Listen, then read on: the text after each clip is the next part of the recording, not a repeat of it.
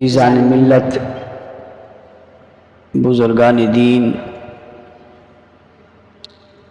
سرفروشان اسلام، میرے دوستوں، ساتھیوں اور بزرگوں، جمعۃ المبارک کے اس بابرکت اور مبارک اجتماع میں محرم الحرام کے اس مہینہ میں آپ حضرات سے ملاقات اور گفتگو کی سعادت حاصل ہو رہی ہے۔ محرم الحرام کے حوالے سے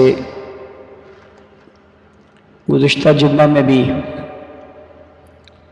کچھ تفصیلات آپ حضرات کے گوش گزار کی تھی۔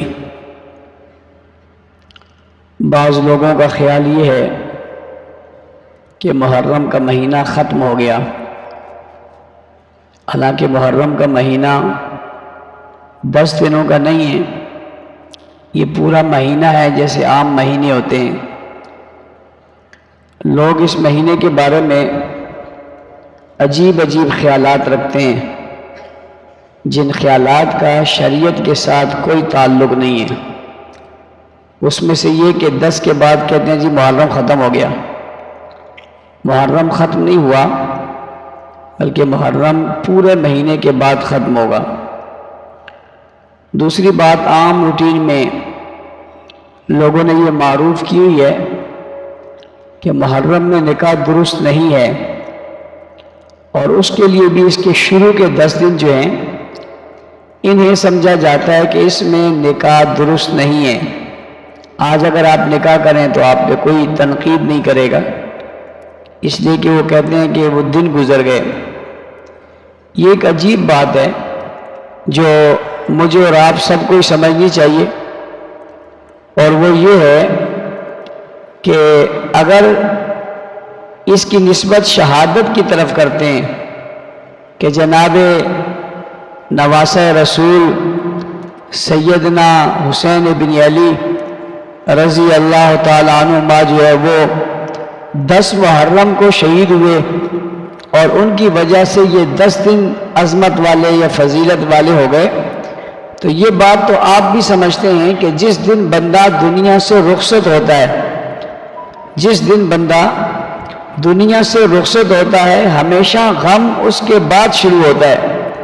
یہ نہیں ہوتا کہ بندہ بیمار ہو یا اس کا کوئی مسئلہ ہو تو لوگ اس کا غم شروع کر دیں، اور جب وہ دنیا سے رخصت ہو جائے تو وہ غم ختم کر کے گھر چلے جائیں۔ ایسا تو نہیں ہوتا، ہمیشہ ایسا ہی ہوتا ہے۔ دنیا کا اصول بھی یہی ہے، غم جو جس کی اجازت ہے اس کا طریقہ بھی یہی ہے کہ جب میت ہو جائے تو 3 دن تک لوگ اس میت پر بیٹھتے ہیں، اور 3 دن تک اس میت کے بعد بیٹھ کر اس کے گھر والوں سے تعزیت کرتے ہیں اور دعا کرتے ہیں اور اس کے غم کو ہلکا کرنے کی کوشش کرتے ہیں، اور آ کر یہ جملے کہتے ہیں کہ بس اللہ کی مرضی تھی، اللہ کی طرف سے ہو گیا، آپ کو بھی صبر کرنا چاہیے، ہمیں بھی صبر کرنا چاہیے۔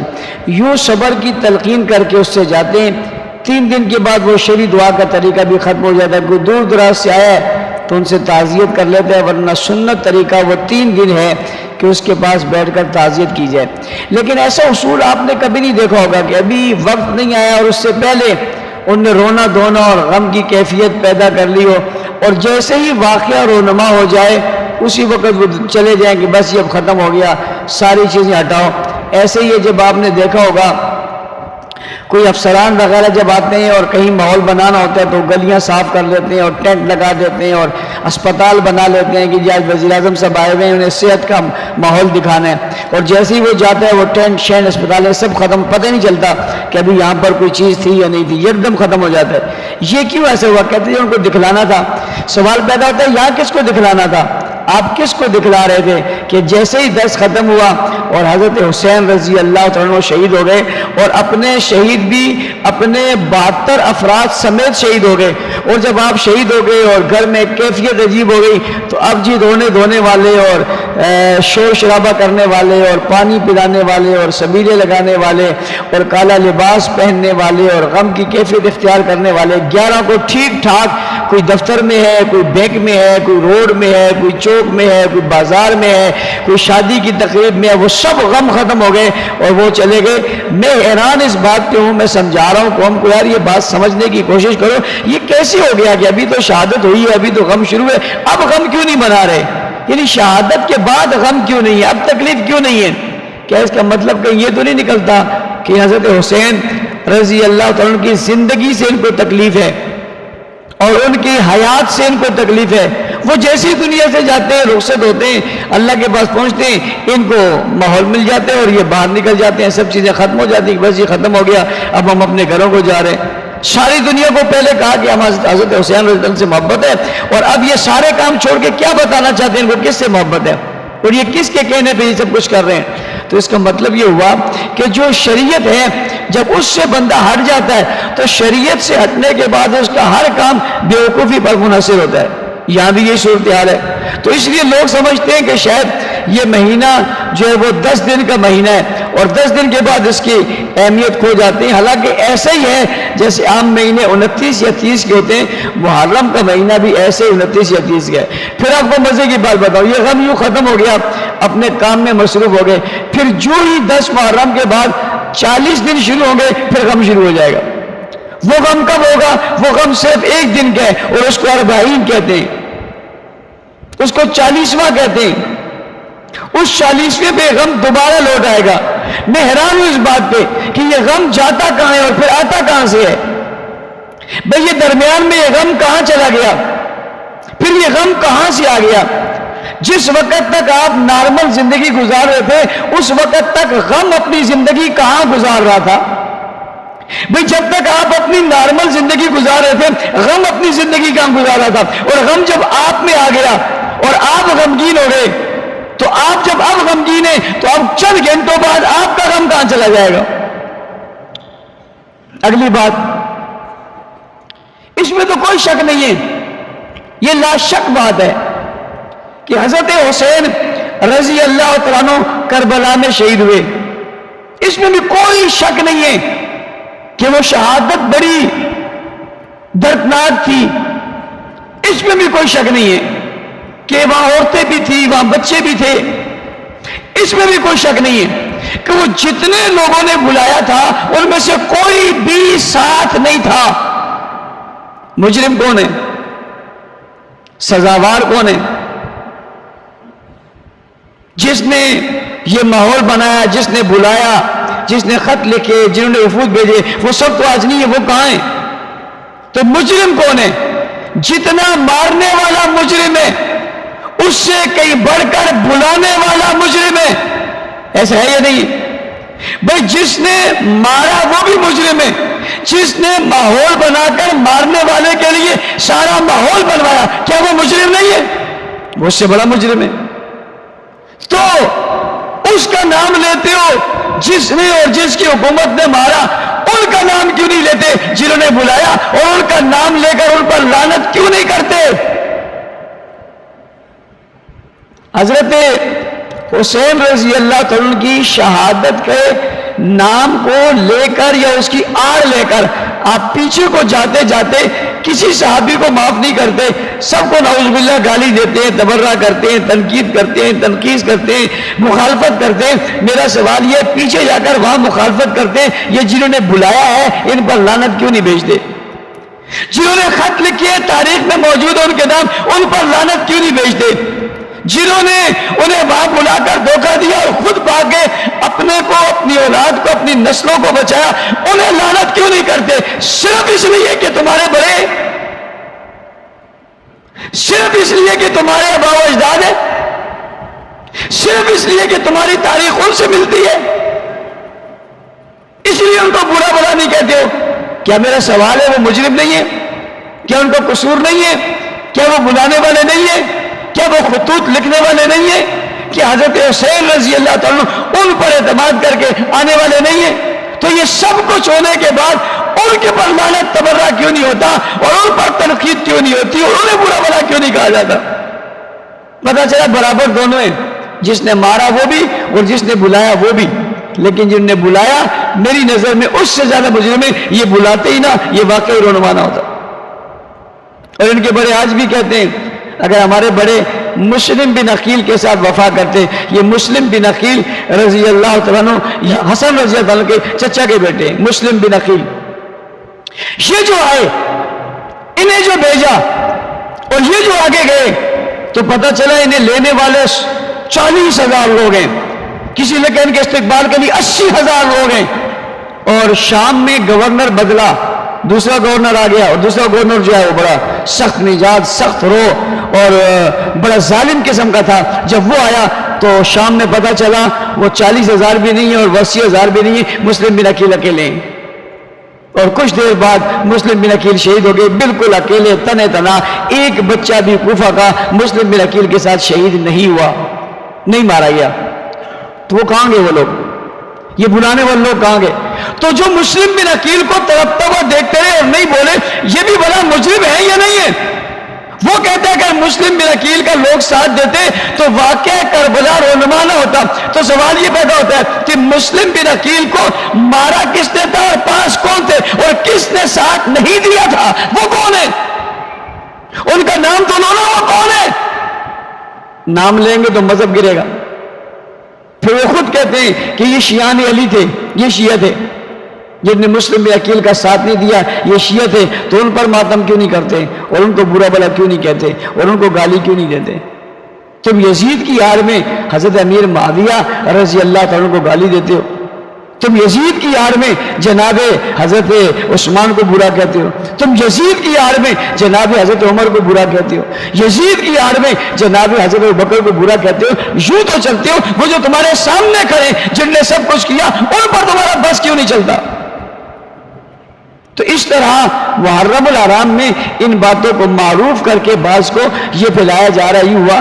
تو میرا سوال یہ تھا کہ 10 محرم کے بعد کوئی چیز ختم نہیں ہوئی، غم واپس کیسے چلا گیا؟ کیا نواسہ رسول، جگر گوشہ بطول اور خاندان نبوت کے پھول اور اسلام کے اصول سیدنا حسین رضی اللہ تعالیٰ کا خون اتنا سستا ہے کہ بس سال میں 10 دن رو لو بس ختم ہو گیا، بات ختم ہو گئی؟ کیا غم حسین دنوں میں؟ بھئی غم حسین دنوں میں نہیں ہے، غم حسین دلوں میں ہے، دلوں میں۔ لوگوں نے غم حسین کو دلوں میں رکھا ہے، لوگوں سمجھو ہم نے غم حسین کو دلوں میں رکھا ہے۔ تم دن انگلیوں پر گنتے ہو اور ہم دل اپنے سینے میں رکھتے ہیں۔ کون سا وقت ایسا ہے جب غم حسین یا ذکر حسین یا یاد حسین نہ ہو؟ تم مزے کی دنیا میں کھاتے پیتے عیاش پرست عیاشی کی زندگی گزارتے ہو، تمہیں ہر وقت کربلا میں حسین تڑپتا ہوا نظر نہیں آتا؟ یہ صرف 10 دنوں میں نظر کیوں آتا ہے؟ وہ جانتے ہیں اگر ہم نے ساری زندگی کا روگ لگا لیا تو ہم جی نہیں سکیں گے، دن خاص کر لو، دل کو علیحدہ کر لو۔ اب دن علیحدہ ہے اور دل علیحدہ ہے، دن علیحدہ ہے اور دل علیحدہ ہے۔ ہمارے دل اور دل جدا جدا نہیں ہے۔ محبت حسین کرنے والے اپنے دلوں سے محبت حسین نہیں نکالتے، اس لیے جب تک جسم میں جان ہے اور روح ہے اور جسم میں یہ خون دوڑتا ہے، رگوں میں جب تک دل دھڑکتا ہے ذکر حسین رہتا ہے۔ جب تک دل دھڑکتا ہے ذکر حسین رہتا ہے، اور جن کے دلوں میں نہیں ہے دنوں میں، ان کے دن ختم ہو گئے تو ذکر ختم ہو گیا، ان کے دن ختم ہو گئے تو غم ختم ہو گیا، ان کے دن ختم ہو گئے تو ماحول ختم ہو گیا۔ ان نے کچھ دن کر کے دنیا کو بتانا ہے ہم حسینی ہیں۔ حسین کے ماننے والے دنوں والے نہیں ہیں، دلوں والے ہیں۔ کس والے ہیں بھائی؟ دلوں والے، دلوں والے نہیں ہیں۔ دلوں والوں نے تو بلایا تھا، چند دن بھی رکھ نہیں سکے، چند دن کے بعد جب پریشر بڑھا تو ہوائیں نکل گئی۔ جو ساتھ تھے کربلا میں وہ کٹ گئے، 72 کے 72 کٹ گئے، ہٹا تو کوئی بھی نہیں، علیحدہ کوئی نہیں ہوا۔ پوچھنے والے نے پوچھا مولانا صاحب یہ کیوں ہوا؟ میں نے کہا وہ دلوں والے نہیں تھے، دلوں والے تھے، اس لیے وہ آخر تک ڈٹے رہے، ان نے خون دے دیا، ان نے جانیں دے دی، مگر پیارے حسین کو ایک لمحے کے لیے بھی چھوڑا نہیں، ساتھ رہے۔ پھر حضرت حسین کٹ گئے، اور کٹے تو کس طرح؟ سر سجدے میں، سر بسجود ہے۔ شاعر نے کہا کٹا کے گردنیں بتا کے کربلا والے، بھئی کٹا کے گردنیں بتا کے کربلا والے، غیر کے سامنے کبھی جھک نہیں سکتے خدا والے۔ میدان کربلا میں کٹنے والوں نے بتایا سجدہ کسی اور کو نہیں ہو سکتا، وہ دلدل ہو، زلجلا ہو یا گھوڑا ہو، وہ تمہارے ہاتھ کا بنایا ہوا مولا ہو، سجدہ کسی کو نہیں ہو سکتا۔ سجدہ کس کو ہو سکتا ہے؟ سجدہ اسی کو ہو سکتا ہے جس کو نانا بھی سجدہ کر رہا ہے، جس کو نواسا بھی سجدہ کر رہا ہے۔ ساری زندگی حسین کے نانا کی اس بات پہ گزر گئی کہ اللہ کے علاوہ کوئی وحدہ لا شریک نہیں ہے۔ حضور کی پوری زندگی کی تبلیغ اس بات کی گواہ ہے کہ اللہ کے علاوہ کوئی معبود نہیں ہے، کسی کو سجدہ جائز نہیں ہے۔ حضور علیہ السلام نے فرمایا اللہ کے علاوہ کسی کو سجدہ جائز ہوتا تو عورتوں کو حکم ہوتا اپنے شوہر کو سجدہ کریں، نہیں ہے۔ کیوں نہیں ہے؟ اس لیے کہ اللہ کے علاوہ کسی کو سجدہ جائز۔ میدان کربلا میں سیدنا حسین نے مشکل حالات میں، تکلیف کے دور میں، تلواروں کے سائے میں سر اللہ کے سامنے جھکا کر دنیا کو سبق دیا ہے۔ نانا کا درس بھی یہی ہے، نواسا کا سبق بھی یہی ہے، نانا کا درس بھی یہی ہے، نواسا کا سبق بھی یہی ہے، نانا کا درد بھی یہی ہے، نواسا کا غم بھی یہی ہے، نانا کی دعوت بھی یہی ہے، نواسے کی فکر بھی یہی ہے، شریعت بھی یہی ہے اور دین بھی یہی ہے۔ نام حسین کا لو، سجدہ گھوڑے کو کرو۔ نام حسین کا لو، نیچے گھوڑے سے گزرو، تم حسینی ہو نہیں سکتے۔ حسینی کسی نے کہا مولانا صاحب آپ کیسے کہتے ہو حسینی نہیں ہو سکتے؟ وہ جو کہتے ہیں، میں نے کہا حسینی کہنے سے نہیں ہوتا، حسینی عمل سے ہوتا ہے۔ حسینی کس سے ہوتا ہے بھائی؟ حسینی عمل سے ہوتا ہے۔ عمل حسین دیکھا جائے گا، اگر یہ عمل حسین کے عمل کے مطابق ہے تو حسینی ہے، اور اگر نہیں ہے تو کام کرو یزیدوں والے، نام لو حسینیوں کا، یہ ہو سکتا ہے؟ تم کام کرو مشرکوں والے، مرتدوں والے، زندیقوں والے، کافروں والے، اور نام حسین کا لو ہم حسینی، یہ ہو سکتا ہے؟ حسینی بننے کے لیے موحد بننا پڑے گا۔ حسین تو نہیں چکے، حسین تو کسی کی بات نہیں مانی، حسین تو ڈٹ گئے۔ بھائی حسین ڈٹ گئے، تم تو نہیں ڈٹے ہوئے۔ تو حضرت حسین رضی اللہ تعالیٰ نے کربلا کے میدان میں نماز ادا کی۔ ایمانداری سے میں آپ سے پوچھتا ہوں، یہ جن لوگوں نے روڈوں پہ 10 محرم سے پہلے سبیلیں لگائی ہیں، اس میں نمازی کتنے تھے؟ ایمانداری سے بتاؤ، میں کوئی تنقید کی غرض سے نہیں کہہ رہا، سوال پوچھنا چاہتا ہوں، ایمانداری سے نمازی تھے؟ اس جگہ جہاں نماز رکھی ہوئی تھی کہ اب اذان ہو گئی ہے، وہ تو اذان کے وقت بھی نوے چلا رہے تھے۔ اذان کا احترام نہیں ہے، اللہ کی تکبیر بلند ہو رہی ہے، حضور کا نام آ رہا ہے، تم نے بند کر دیے؟ نہیں، سب چل رہا ہے۔ کیا 9 محرم کو 10 محرم کو نمازیں ہو رہی؟ ہاں یہ تو ہو رہا ہے کہ جس رستے سے جلوس گزر رہا ہے وہ مسجد بند ہے، اذان کے وقت وہاں اذان نہیں ہو رہی۔ حسین تو اذانیں دلوانے گئے تھے، رکوانے تو نہیں گئے تھے۔ یہ جس کے عمل سے آج مسجد بند ہوئی، یہ جس کے عمل سے اذان بند ہوئی، یہ حسینی ہے؟ بھائی یہ حسینی ہے؟ یہ کیسے حسینی ہے؟ حسینی اذان دیتا ہے، حسینی، اور اذان مدینے والی دیتا ہے۔ کس والی؟ حضرت بلال رضی اللہ تعالیٰ عنہ حضور کے زمانے میں اذان دیتے تھے، یہ مؤذن رسول تھے۔ حضور علیہ السلام کا اس دنیا سے رخصت ہو گئے، بلال اذان دیتے ہوئے اشہد ان محمد رسول اللہ پر حضور کے چہرے کو دیکھتا تھا۔ آج وہ نہیں ہے، بلال سے اذان نہیں دی جاتی، بلال چلے گئے، مدینہ سے چلے گئے۔ کچھ عرصہ بعد حضور خواب میں آئے کہ بلال ہمارے شہر نہیں آتے، بلال مدینہ میں آ گئے۔ جب بلال مدینہ میں آ گئے تو عجیب کیفیت ہو گئی، ہجوم بڑھ گیا لوگوں کا کہ بلال آ گئے، بلال آ گئے۔ نبی کے غلام بننے اور نبی کا نسبت اور نبی کا تعلق کتنا بلند و بالا ہے کہ بلال مکہ کی دھرتی پہ غلام تھا اور تپتی ریت پر گھسیٹا جاتا تھا۔ آج بلال مدینہ میں آیا تو لوگ استقبال کر رہے ہیں، آ گئے۔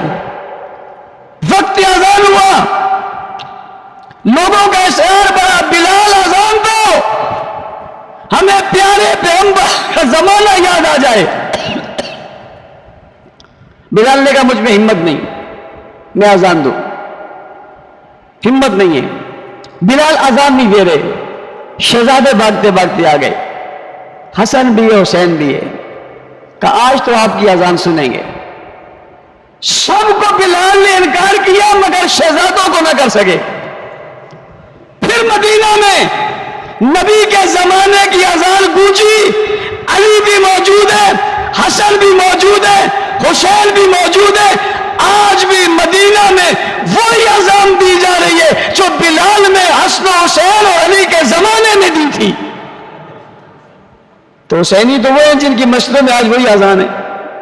وہ اذان ہی بند ہو جائے، وہ مسجد بند ہو جائے، کہ غم حسین ہے تو کیا غم حسین کہتے ہیں نماز چھوڑ دو، عبادت چھوڑ دو، نیکی چھوڑ دو، نکاح کرنا سنت ہے یہ چھوڑ دو، نکاح کرنا عبادت ہے چھوڑ دو، اور نکاح ایسا عمل ہے جس پر کسی وقت میں پابندی نہیں۔ نماز کے وقت میں کبھی زوال ہے، کبھی طلوع آفتاب ہے، اس وقت میں مکروہ ہے مت پڑھو۔ حج کے اوقات ہیں، اس کے علاوہ نہیں کرو۔ عمرے کے مقام ہے، اس کے علاوہ نہیں کرو۔ نماز کا وقت ہے، اس کے علاوہ نہ پڑھو۔ نکاح کا کون سا وقت ہے؟ کوئی وقت نہیں۔ کون سی جگہ ہے؟ کوئی جگہ نہیں ہے۔ کون سا محل ہے؟ کوئی محل نہیں ہے۔ دو گواہوں کی موجودگی میں ایجاب و قبول کے نام کا نام نکاح ہے۔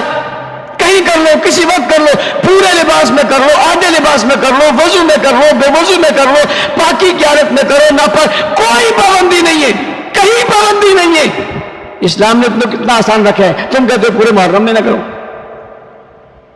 بھئی کیوں نہ کرے محرم میں؟ کہتے ہیں شہادت حسین ہے۔ میں نے کہا اگر محرم میں شہادت حسین ہے تو رمضان میں شہادت علی ہے۔ بیٹے کی شہادت پہ نکاح ناجائز ہے، بابا کی شہادت پہ جائز ہے؟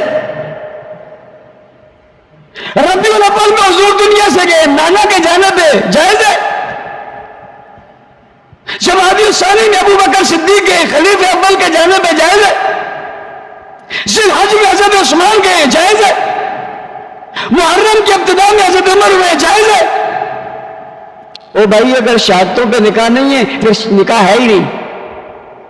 اسلام کی تاریخ میں کوئی لمحہ خالی نہیں ہے جہاں شہادت نہ ہو، کوئی وقت بھی خالی نہیں ہے جہاں جامع شہادت کسی نے نوش نہ کیا ہو۔ دن نکالو، تاریخ نکالو، لمحہ نکالو، وقت نکالو، جو بھی نکالو گے شہادت ملے گی، اس لیے کہ شہادت زحمت نہیں ہے بابا، شہادت سعادت ہے۔ اور ایسی شہادت ہے کہ حضور نے خود مانگی ہے، یا اللہ مجھے شہادت دے دے۔ حضور کے پاس کیا چیز کم تھی؟ کون سا رتبہ، کون سا مقام، کون سی عزت ہے جو حضور کے پاس نہیں ہے؟ کون سی فضیلت ہے اور کون سی عظمت ہے جو امام الانبیاء کو حاصل نہیں ہے؟ کون سا رتبہ اور کون سی شان ہے جو آپ کے ساتھ وابستہ نہیں ہے؟ بلکہ اگر میں جملہ کہوں تو غلط نہیں ہوگا کہ شان کے اندر جو شان ہے یہ بھی حضور کی شان ہے، عزت کے اندر کی جو عزت ہے یہ بھی حضور کی عزت ہے۔ جہان کو اور مکان کو اور مقام کو، رتبوں کو جو رتبے اور مقام ملے یہ حضور کی وجہ سے ملے۔ ساری کائنات کا حسن و جمال حضور کی برکت سے ہے، اور حضور علیہ السلام فرماتے ہیں یا اللہ مجھے شہادت دے دے. ایسے نہیں ایک مرتبہ شہید ہوں پھر زندہ ہو جاؤں، پھر شہید ہو جاؤں پھر زندہ ہو جاؤں، پھر شہید ہو جاؤں پھر زندہ ہو جاؤں. کیا تڑپ ہے، کیا چیز ہے شہادت میں، کیا مزہ ہے شہادت میں کہ امام الانبیاء صلی اللہ علیہ وسلم اسے مانگ رہے ہیں، اسے طلب کر رہے ہیں، طلب سے کہہ رہے ہیں اللہ مجھے شہادت دے دے. کیا مزہ ہے اس میں، کیا لطف اور کیا سرور ہے اس میں، کیا مقام ہے اس کا. خلفائے راشدین میں سے 3 شہید ہیں، عمر شہید ہیں، عثمان شہید ہیں اور حضرت علی شہید ہیں. حضور علیہ السلام پہاڑ پہ کھڑے ہیں اور آپ نے فرمایا تیرے پر ایک نبی، ایک صدیق اور 2 شہید کھڑے. شہادت تو نعمت ہے، شہادت تو عظمت ہے. اگر شہادت والے دن آپ نکاح نہیں کر سکتے، آپ عبادت نہیں کر سکتے، تو پھر آپ شہیدوں کے وارث کیسے ہوئے؟ یہ جو مخصوص چیزیں اس مہینے کے ساتھ وابستہ کر کے خاص کر دی گئی کہ یوں بھی نہیں کر سکتے، یوں بھی نہیں کر سکتے، بھئی وجہ کیا ہے؟ وجہ کیا ہے؟ حسین شہید ہوئے تھے. اس کا مطلب ہے تم اپنی نسلوں کو شہادت سے روکنا چاہتے ہو، تم ان کے دلوں میں خوف پیدا کرنا چاہتے ہو. یہ تو دلیر ماں کے دلیر بیٹے ہیں جنہوں نے میدان عمل میں کود کر دشمن کو شکست دی ہے. ہم حسینی بننا چاہتے ہیں. حسینی بننے کا مطلب ہم عزت سے جینا چاہتے ہیں، ہم غیرت سے جینا چاہتے ہیں، ہم شجاعت سے جینا چاہتے ہیں، ہم بہادری سے جینا چاہتے ہیں. ہم سینوں پر ہاتھ مار کر نہیں جینا چاہتے، ہم صدوں کو ہو کے نہیں جینا چاہتے، ہم رو کر نہیں جینا چاہتے. اور اگر آپ کہتے ہیں نہیں جی یہ تو چونکہ نواسے رسول تھے تو میں اگلی بات کہہ دیتا ہوں کہ حضرت حسن نواسے نہیں تھے. یہ حضرت حسین رضی اللہ تعالیٰ کے بڑے بھائی ہیں، ان کا نام ہے حسن رضی اللہ تعالیٰ. حضور علیہ السلام نے ان کو کندھوں پہ اٹھایا اور وہ یوں جمعے کا دن ہے، حضور مسجد میں بیٹھے خطبہ دے رہے ہیں، بچہ اندر داخل ہوتا ہے پھر گرتا ہے، پھر اٹھتا ہے پھر گرتا ہے. حضور منبر سے اترتے ہیں، وہاں تک جاتے ہیں، بچے کو اٹھاتے ہیں، گود میں بٹھا لیتے ہیں. یہ شان نہیں ہے، یہ مرتبہ نہیں ہے. یہ کون ہے؟ یہ حضرت حسن ہے رضی اللہ تعالیٰ. حضور علیہ السلام باہر نکلتے ہیں اور اس بچے کو اٹھاتے ہیں اور کندھے پر رکھ لیتے ہیں اور چل پڑتے ہیں. ابو بکر صدیق دیتے ہیں، کہتے ہیں سوار بھی شانے والا اور سواری بھی شان والی. یہ کون ہے؟ یہ حضرت حسن ہے رضی اللہ عنہ. یہ پیدا ہوتے ہیں، حضور علیہ السلام نے گٹھی دیتے ہیں، یہ حضرت حسن ہے. حضور علیہ السلام ان سے پیار کرتے ہیں، یہ حضرت حسن ہے. حضور علیہ السلام ان کا نام رکھتے ہیں، حضرت علی نام رکھتے ہیں حرب، حضور نام رکھتے ہیں حسن. جن کا نام حضور نے رکھا، جن کو اٹھایا حضور نے، یہ حضور کے بیٹے نہیں ہیں، نواسے نہیں ہیں، یہ فاطمہ کے لخت جگر نہیں ہے. ان کے یوم پہ کیوں کچھ نہیں ہے؟ یوم حسن پہ کیوں کچھ نہیں ہے؟ یوم حسین پہ ہے، یوم حسن پہ کیوں نہیں؟ کبھی سوچا آپ نے؟ ایک ہی ماں کے، ایک ہی باپ کے، ایک ہی نانا کے، ایک ہی خون ہے. یہ چھوٹے ہیں وہ بڑے ہیں، چھوٹے کا ذکر ہے بڑے کا کیوں نہیں ہے؟ چھوٹے کا تذکرہ ہے بڑے کا کیوں نہیں ہے؟ چھوٹے پہ سب کچھ کرتی ہو، ابھی چیلم آنے والا ہے، چیلم میں حسین ہوگا. سوال ہے میرا، چیلم میں حسن کیوں نہیں ہے؟ یا تو ہونا ہی نہیں چاہیے، کسی کا بھی نہیں ہونا چاہیے، چیلم بنتا ہی نہیں ہے. کیوں نہیں بنتا؟ حضرت حسین 61 ہجری میں شہید ہوئے رضی اللہ تعالیٰ. چیلم 40 دن کو کہتے ہیں، کتنے کو؟ بولو بھائی، کتنے کو کہتے ہیں؟ حضرت حسین 61 ہجری کو شہید ہوئے، ہم 1445 ہجری میں. کب ہے؟ 1445 ہجری. 61 سال نکالو اور 1385 سال بن رہے ہیں. 1385 سال بعد کون سا چیلم ہے؟ بات سمجھ میں آ رہی ہے؟ تنقید نہیں کر رہا، حقائق بتا رہا ہوں، فرض ہے. اگر ہم حقائق نہیں بتائیں گے قوم کو کیسے پتا چلے گا؟ 1385 سال بعد بابا پوچھتا ہوں کون سا چیلم ہے؟ اور اگر چیلم میں حسین ہے تو چیلم میں علی کیوں نہیں ہے؟ چہلم میں حسن کیوں نہیں ہے؟ چہلم میں بی بی فاطمہ کیوں نہیں ہے؟ اس کا مطلب یہ مذہب نہیں ہے. بولے یار، یہ دین، یہ شریعت، یہ اسلام اگر ہوتا تو وہاں بھی ہوتا، وہاں نہیں یہاں ہے، یہاں نہیں وہاں ہے. اس کا مطلب ہے مذہب رسمیں، رسم ہے، اس رسم کو ادا کیا جائے. اور ہم نے اس رسم کو بات سمجھ گئے. اور ہماری حکومت 10 دن بیچاری پریشان رہ کر اب 40 کو پھر پریشان ہوگی. وہ جی یہ نکل رہا ہے، وہ جی وہ نکل رہا ہے. پھر پوچھو تو صحیح کیوں نکل رہا ہے، سوال تو کرو. ایک کام کر رہے ہو، کیوں کر رہے ہو؟ چہلم ہوگا،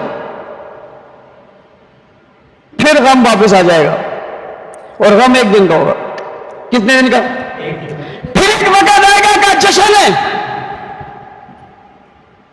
کیا کہتے ہیں؟ میں نے کہا کس چیز کا جشن ہے؟ کہتا ہے ولادت علی کا جشن ہے. ہاں، میں نے پوچھا غم حسین کے بعد جشن بنتا ہے؟ بھئی بتاؤ، غم حسین کے بعد جشن بنتا ہے؟ ابھی آ رہا ہے 14 اگست، جشن آزادی ہوگا محرم میں ہی. کیا ہوگا؟ بولو. سب منائیں گے نہیں منائیں گے؟ کیا واقعہ حسین کے بعد 40 دن کے اندر اندر جشن جائز ہے؟ سانپ سونگ گیا. اور اگر یہ 14 اگست گھومتے گھومتے 10 محرم کو آ گیا، پھر 8 محرم کو آ گیا، پھر لوگ تو جشن منائیں گے، آپ کیا کریں گے؟ بھئی ابھی چہلم نہیں ہوا، چہلم نہیں ہوا، جشن آیا، مناؤ گے؟ تم جشن مولود کعبہ جب مناتے ہو، کیا حسین اس وقت تک شہید ہوئے یا نہیں ہوئے؟ کیا غم حسین کے بعد کوئی جشن بنتا ہے؟ تم عید والے دن عید مناتے ہو، عید مبارک، عید مبارک، نئے لباس پہنتے ہو، تم پکنک پہ جاتے ہو، تم سیاحتی مقامات پہ جاتے ہو، تم عیش و عشرت کرتے ہو، تم شادیاں کرتے ہو، تم خوشیاں مناتے ہو. کیا غم حسین کے بعد یہ خوشیاں جائز ہے؟ اگر یہ محرم میں جائز نہیں ہے تو عام دنوں میں جائز ہے، اور اگر عام دنوں میں جائز ہے تو محرم میں بھی جائز ہے. بات سمجھ میں آ رہی ہے؟ اگر عام دنوں میں جائز ہے تو محرم میں بھی جائز ہیں، اور اگر عام دنوں میں جائز نہیں ہے، محرم میں جائز نہیں ہے، تو عام دنوں میں جائز نہیں. پھر مناتے کیوں؟ غم حسین کے بعد کیا شادی کرنا صحیح ہے؟ کیوں یہ میاں؟ کیوں بچے ہیں تمہارے؟ غم حسین کے بعد تم نے شادی کر لی، تم عیاشی کی زندگی گزارتے ہو. وہ دیکھو کربلا میں خون لگا ہوا، وہ دیکھو کربلا میں تڑپ گیا، وہ دیکھو بچے شہید ہو گئے، وہ دیکھو خیموں کو آگ لگا گئی، وہ دیکھو تم کہتے عورتیں باہر آ گئی، وہ دیکھو ان کے دوپٹے اتر گئے. یہ سبھی کچھ ہو گیا. منظر تمہارے ذہن میں ہے یا نہیں ہے؟ یہ منظر بھی ہے اور خوشی کا منظر بھی ہے. ایک ہی دماغ میں 2 فلمیں چل کیسے رہی ہیں؟ ایک ہی دماغ میں 2 منظر کشیاں کیسے چل رہی ہیں؟ ایک ہی دماغ میں 2 کام کیسے چل رہے ہیں؟ غم بھی ہے، خوشی بھی ہے والا. پھر تو یہ دنوں کا غم ہے، دلوں کا نہیں ہے. کس کا غم ہے؟ دنوں کا. 1 2 3 4 5 6 7 8 9 10 دن. بس 10 پہ بس. تمہاری 10 پہ بس ہے، ہماری تمہاری بس پہ بس ہے. 10 پہ بس ہے. جن کے دلوں کی بات ہوتی ہے ان کی بس نہیں ہوتی. وہ گنتے نہیں ہیں، وہ شمار نہیں کرتے، اسے اپنے دل کا روگ بناتے ہیں. وہ کہتے ہیں یہ میرے دل کا مسئلہ ہے، میرے دل کا مسئلہ ہے. ہاں، کسی کے دل کا مسئلہ ہے اور کسی کے دل کا مسئلہ ہے. اور حسین دنوں میں نہیں رہتے، حسین دنوں میں نہیں رہتے، دلوں میں نہیں رہتے. حسین کہاں رہتے ہیں؟ حسین دلوں میں رہتے ہیں. اس لیے اگر کوئی محبت کا دعویٰ کر کے اور جھوٹی محبت کی بات کر کے دین مذہب کو بگاڑنا چاہے گا تو جواب دیا جائے گا. بات سمجھنی بھی چاہیے، بات سمجھانی بھی چاہیے. یہ نہ کہو میں نے کوئی فرقہ وارانہ گفتگو کی ہے. میں نے حالات کے عین مطابق آپ کو سمجھانے کی کوشش کی ہے کہ غلط روش پہ چل کر اپنے مذہب، اپنے ایمان کو خراب نہ کر بیٹھنا.